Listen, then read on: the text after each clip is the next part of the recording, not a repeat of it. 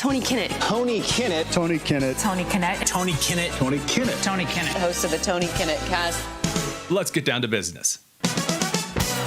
You're listening to the Tony Kinnett Cast on 93 WYPC. WCYTV. Here on the Daily Signal. Just when I thought I was out, they're going to pull me right back in. Axios has now released what they are calling exclusive audio, that's their term, for the Robert Hur Joe Biden interview. We're going to dig into this right now.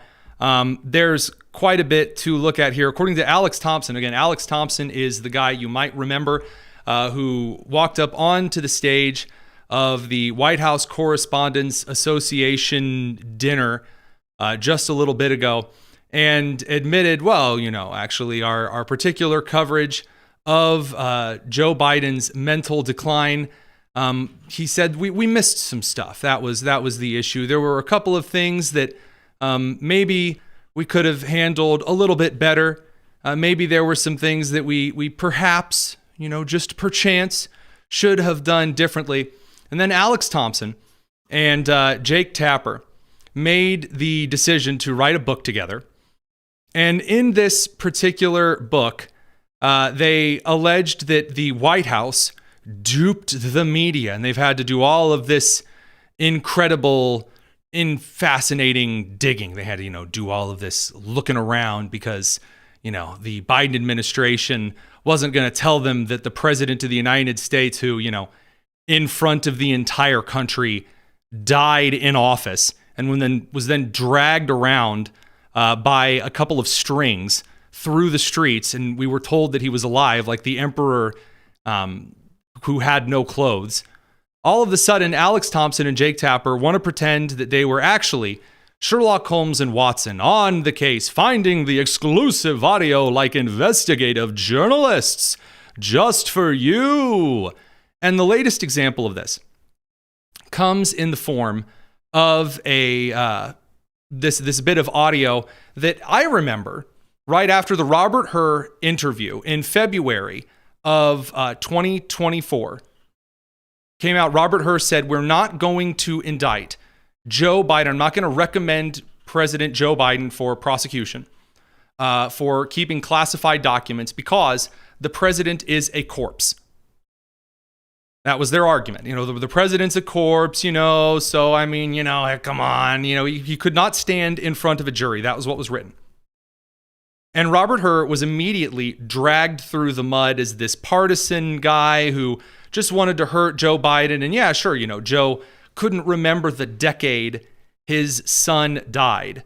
Sure, the president of the United States was unable to actually manifest a clear thought whatsoever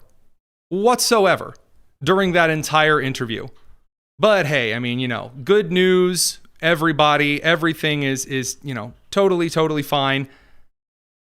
Now the audio is in fact out. The Republican House actually at the time tried to sue the Department of Justice to release this. And you'll remember that a certain individual who wanted very, very, very, very badly to be a Supreme Court justice never happened. Merrick Garland came out and said, no, we're actually not going to release the audio because after all, you have the transcript and that's good enough. This audio actually might convince people to not work with us and talk with us in the future. So let's take a listen to this audio. Let's see if, Joe Biden was actually coherent or, it was a whole bunch of nonsense. So during this time, we were living in Chambers Road, and there were documents related to the Penn Biden Center or the Biden or the cancer shot or your book. Where did you keep papers that related to those things that you were actively working on? Well, I don't know. This is what, 2017, 18, that area? Yes, sir. Remember, in this time frame, my son is either been deployed or is dying.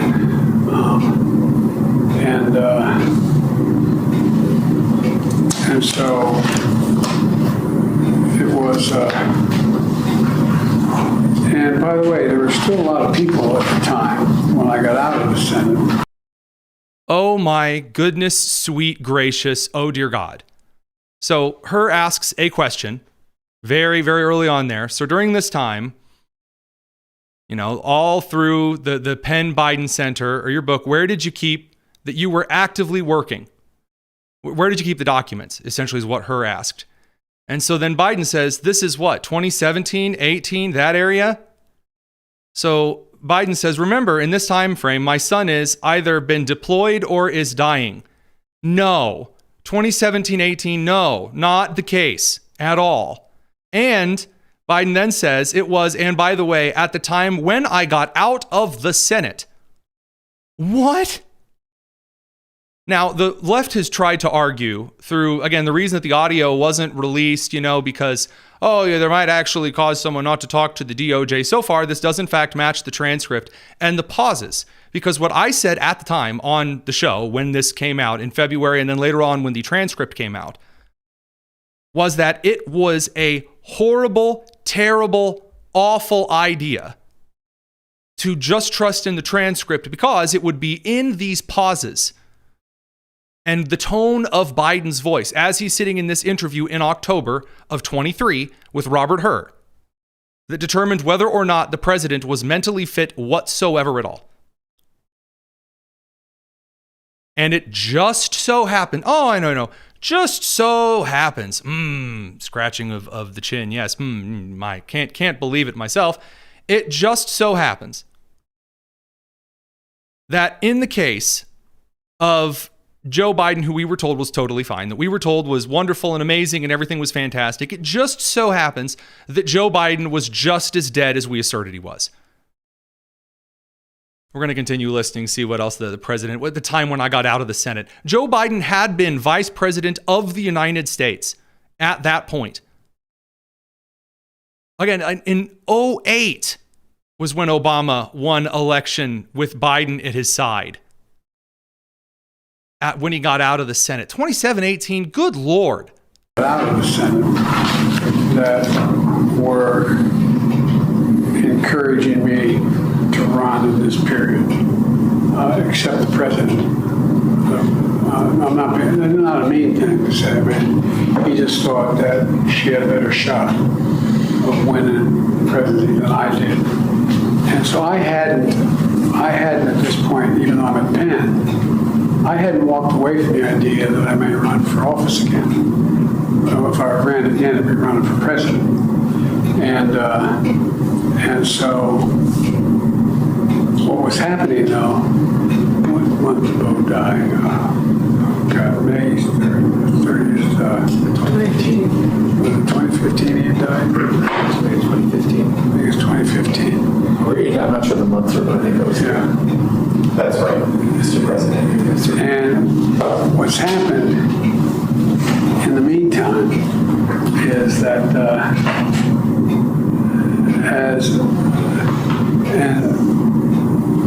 Trump gets elected in November of 2017? 2016. All right. So,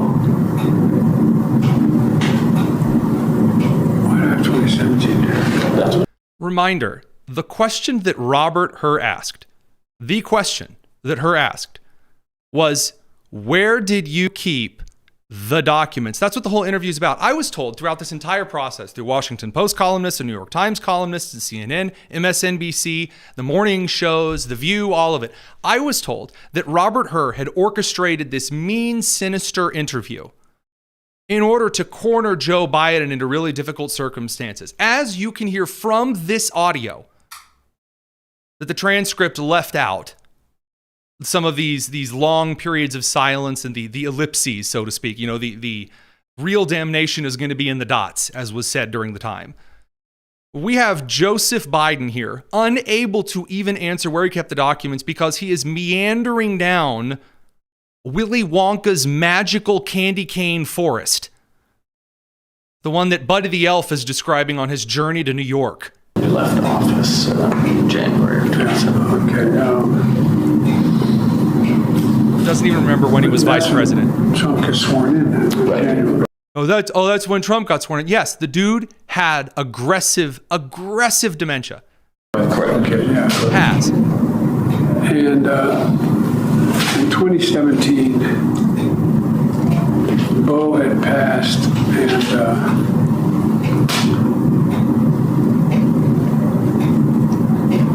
this is personal.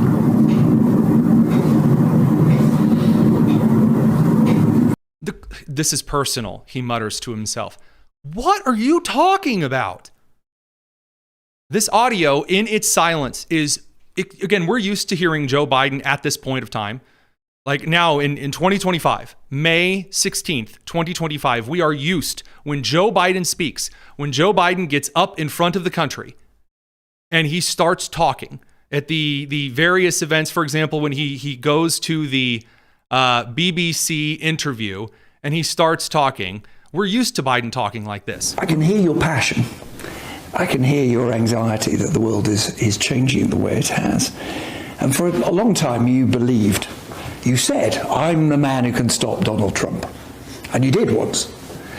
And in the end, you withdrew from that election campaign at the last minute.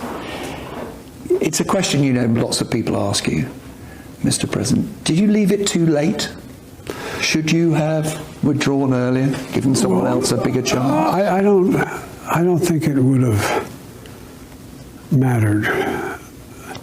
We left at a time when we had a good candidate. So he sounds extremely old and tired. That's in 2025. We're used to that now.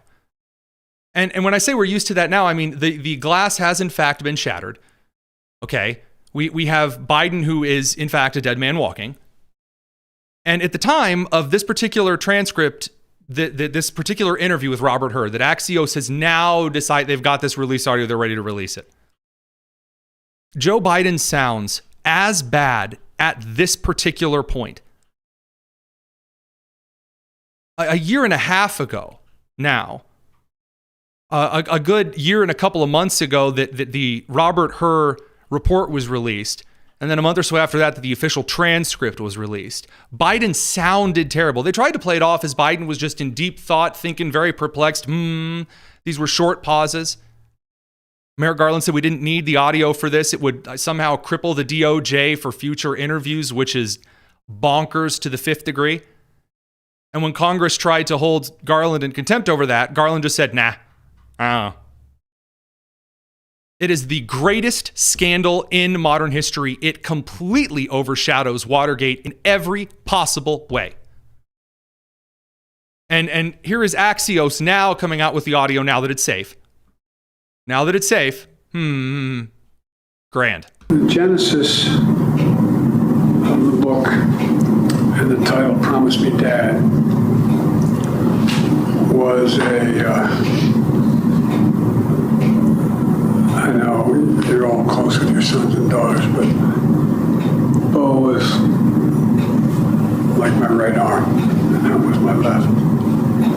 These guys were a year and a day apart, and they could finish each other's sentences. And Bo, I used to go home on the train in the period that I was still in the Senate. Anyway, excuse me.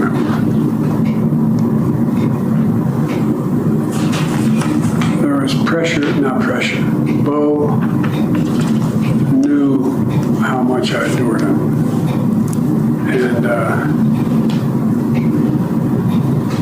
And maybe this sounds so, everybody knew how close we were. I mean, there was not anybody in the world who wondered whether or not. Anyway. There's the anyway. So, I wonder if this is a good time to take a break. Wondering if this is a good time to take a break. There it is. So we were told very explicitly, we were told that this was just a normal interview. These were normal questions. He was clearly going through a really difficult time. The question that was asked by Robert Hur again was, and again, what we're finding out through this entire interview series was just, hey, where'd you keep the documents? That's what I'm here to ascertain, because the crime that you allegedly committed was focused on where you kept the classified documents. That is a big part of this potential prosecution, this investigation. So please answer the question. And Biden went on a wild series of tangents in broken single clauses separated by anywhere between 3 and 30 seconds, where he is laboring breathing, which usually you find in late-stage pneumonia patients, for the record. And Biden, who can't even keep on his own sentence structures, his own syntax, on his own train of thought. He is completely jarbled. He's completely lost. He has no idea what he's doing. And that's in the audio. That's how this is communicated. Forget what it is that the transcript showed. The transcript itself condensed that entire 4.5-minute exchange into a paragraph, a single paragraph. And there's not one among us, unless maybe you're Jasmine Crockett, who would take more than 20 seconds to read a paragraph of that length. You say, why do, a second live stream here? Why make this an absolute big deal? Because Axios, because CNN, because journalists like Alex Thompson are and were complicit in the cover-up of Joe Biden's mental decline. And when they tell you now, as they are, that they were duped, they were fooled, they were heckin' bamboozled and all this other nonsense, that they had no idea they were lied to, that is, without a doubt, a bold-faced lie, because they think you are stupid and because they think they are above you. So Alex Thompson, just to read his tweets on this exclusive, he says, exclusive, Axios obtained the audio of Robert Hur's 2023 interviews of Biden, which show repeated mental lapses as he struggles to remember words and dates amid long, uncomfortable pauses. The Biden White House didn't release it last year. Listen below. And this is in collaboration with Mark Caputo, the Trump White House reporter for Axios.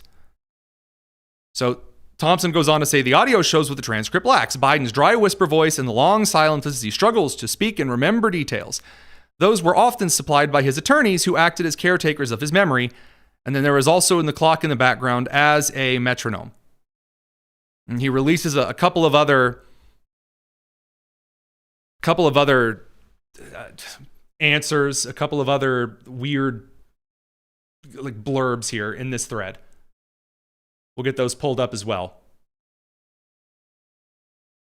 Oh, it's so insulting. It's just so insulting as a normal person to follow this stuff and have been treated with such disdain by those who call themselves professionals in the journalist and the media profession. Here's more. This memo, Mr. President, was this something that you consciously kept after your term as vice president? Is this something that you wanted to hold on to? I don't recall. Did I have this? Was this in my possession, this memo? Yes, and to give you some context for this, Mr. President, it was found in the front of this notebook that's on the first page, and the notebook was found in the library at the Lake House in one of the drawers in the cabinet. I don't recall how it got back. I don't recall how it got back in the book, because I sent it to the president. I gave it to the president. And this looks like the original. I don't think maybe there's a copy made of it, but I don't think so. It was faxed, just to give you. Oh, okay, that's why. Yeah. All right, now I got it. I wasn't sure whether I handed it to the president. So it was faxed to the president, which I had the copy. Right. Okay. You had the original. Yeah, I had the original, and I just put it in the book, and that was it. Okay. Were you aware that you had kept it after your term as vice president? Again, that is, yet again, the key question. The key question. Are you aware that you broke the law? Again, if how Biden answers this particular question matters. And again, not just with the words that he used, but how Biden answers the next question, the sentence that comes after Hur stops speaking, will determine whether or not Robert Hur believes Biden should or should not be indicted. you know that you had it?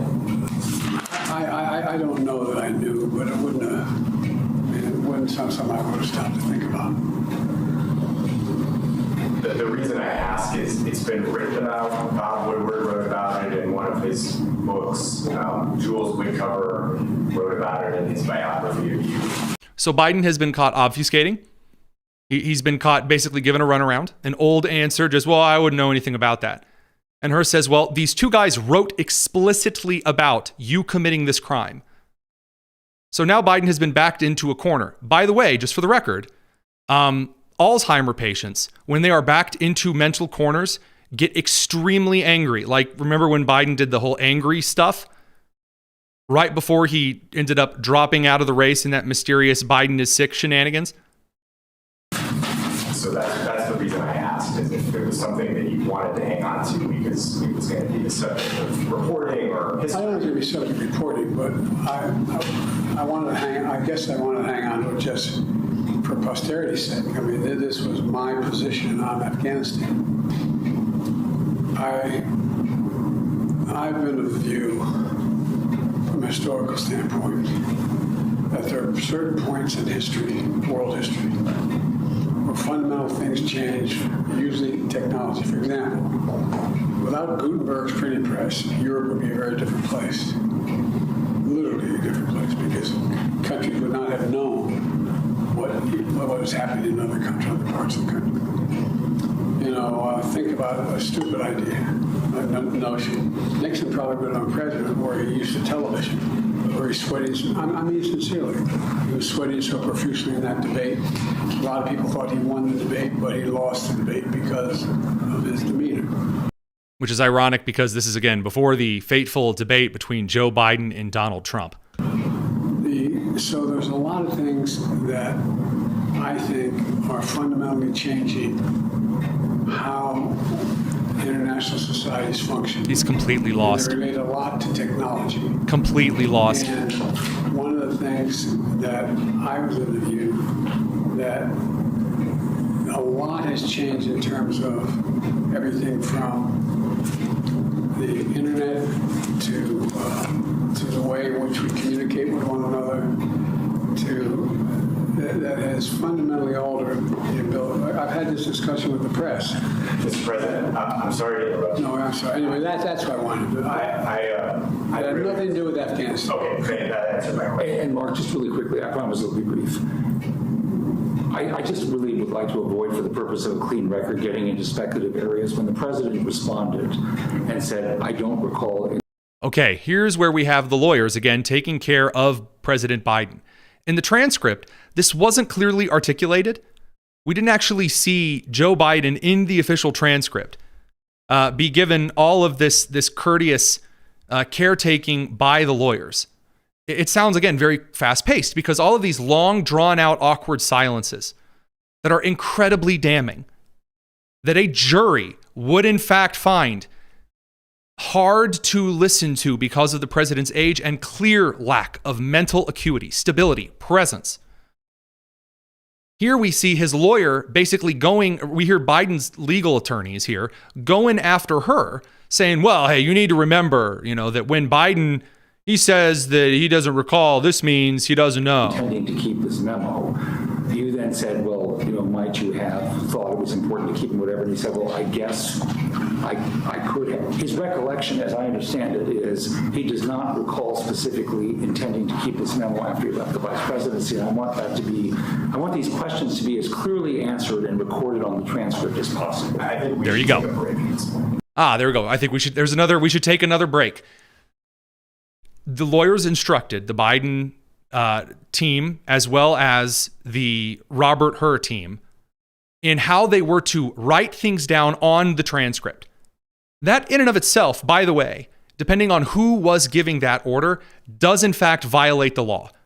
You are not allowed to go in and change the words from the President of the United States on legal documentation. That is not a thing you can do.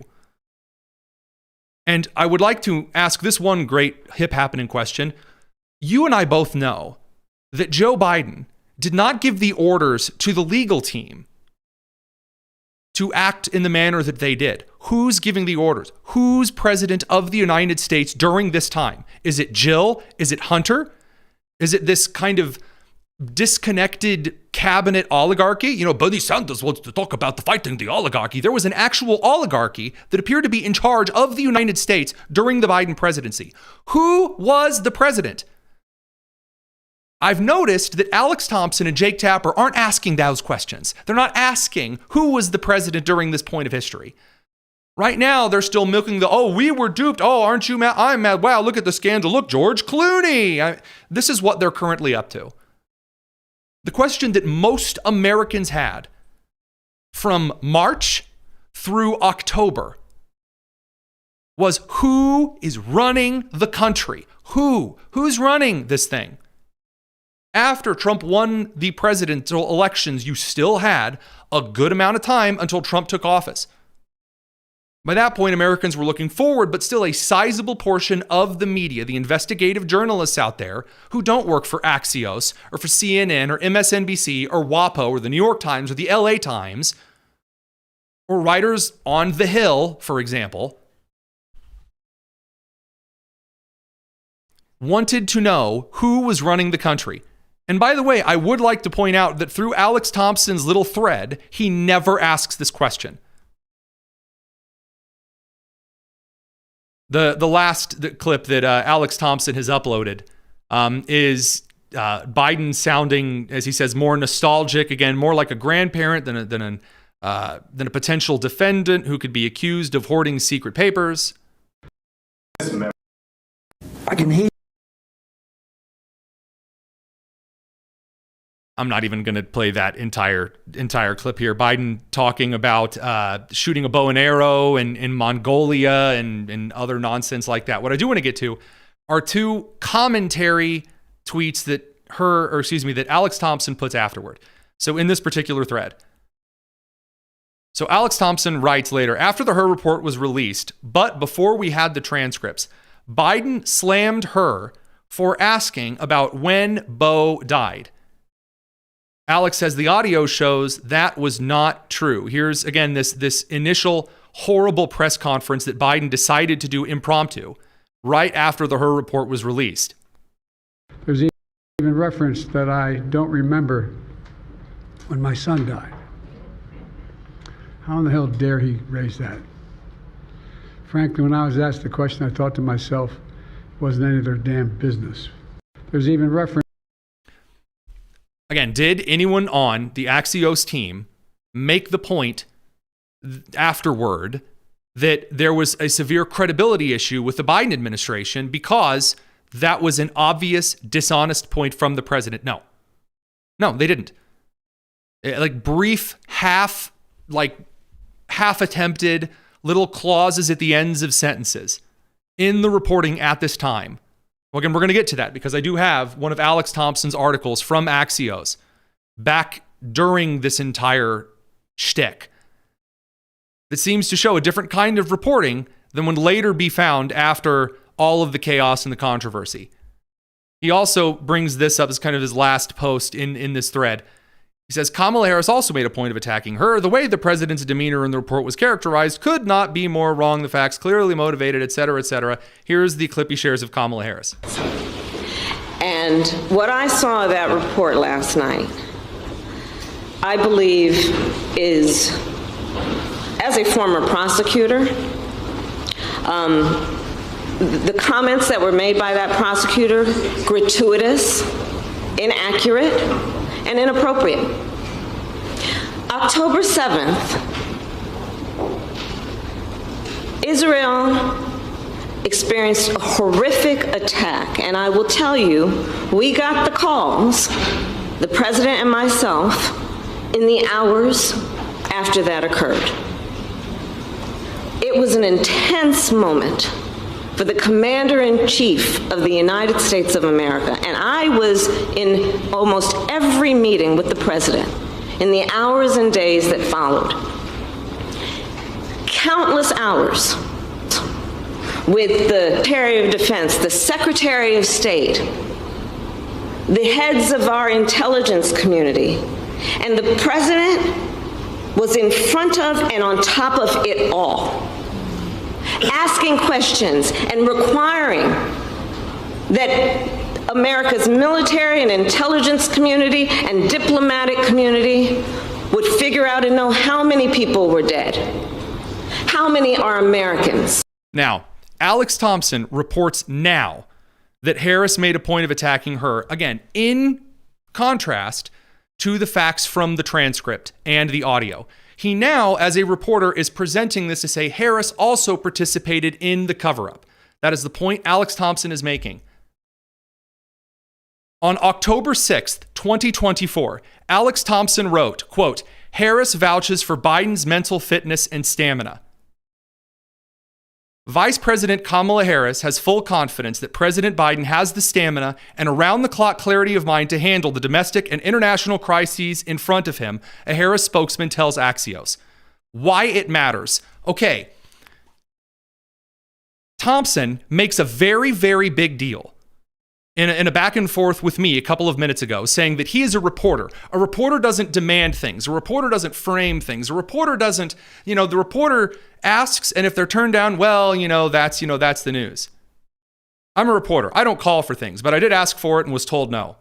But he has no problem editorializing in his articles about why things do and don't matter. So he says, quote, why it matters. The June debate that led Biden to drop his re-election campaign raised questions about Biden's mental fitness and whether Harris had any concerns beforehand.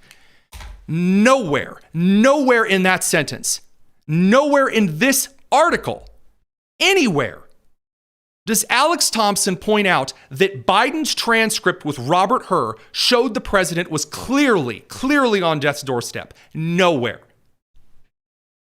Nowhere at all. I will also point out, because it's worth noting, that of the bullet points he has zoom in. Some of Biden's aides have privately acknowledged he's more reliably on message between 10 and 4, and he has gotten fatigue, and the public schedule is lighter. The White House argues this. They also note that most presidents do their work behind closed doors. Behind the lines, Harris did this after 2 lengthy interviews with the president, et cetera, et cetera, et cetera, et cetera.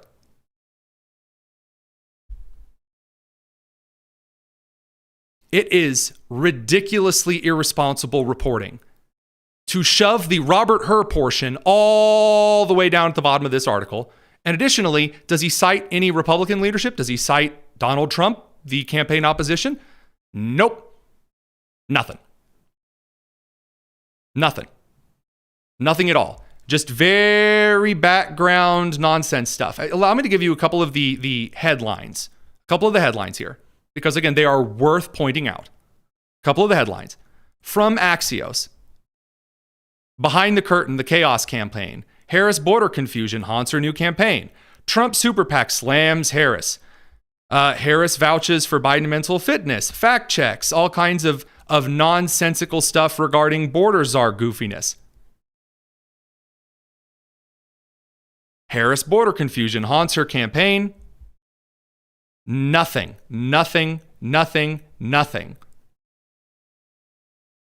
Other than very obscure sentences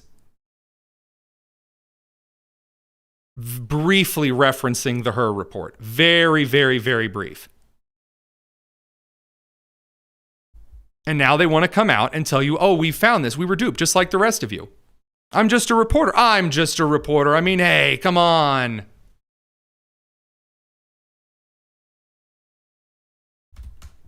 It's dishonest. It is dishonest.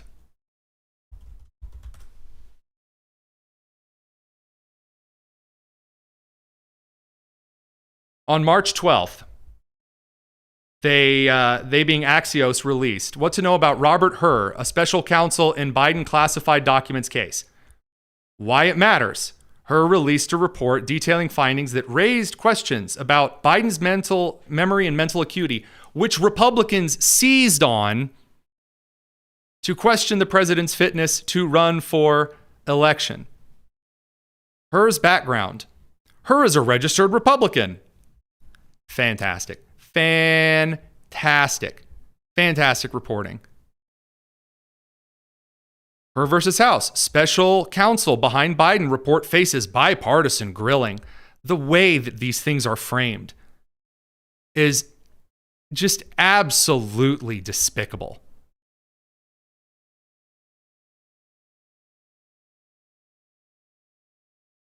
In an article that Alex Thompson participated in, March 12th, 24, read, Hurd defends Biden probe saying he did not sanitize the final report. Why it matters. Republicans seized upon Hurd's findings.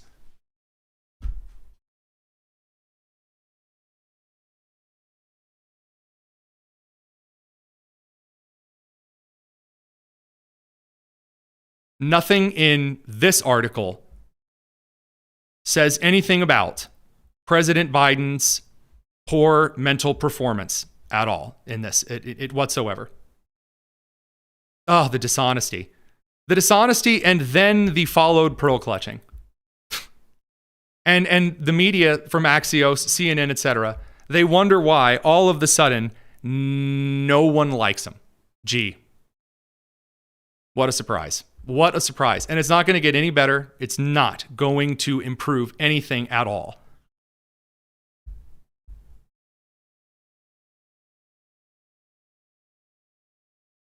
My final verdict after reading a couple Alex Thompson articles and looking at this.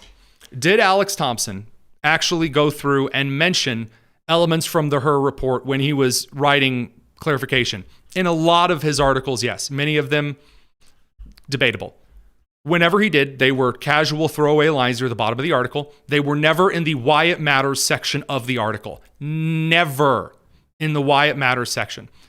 Which means that to Alex Thompson during the election, this did not matter. He's the author of these articles. He's the one who was in charge of deciding whether or not something was important to frame. He had no problem writing things like Republicans seizing on things as, it's these bad, mean Republicans doing things.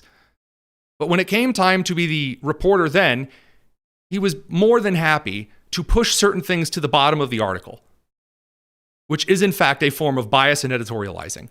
So now he wants to turn around and go, well, it's not my job to call for things or suggest things. Now that it's safe and on the other side, and that a certain administration isn't in power, now he wants to be Mr. Investigative Reporter again. No. You got caught. You made bad decisions. You messed around. You found out. It's just the way that is. We'll be back on Monday with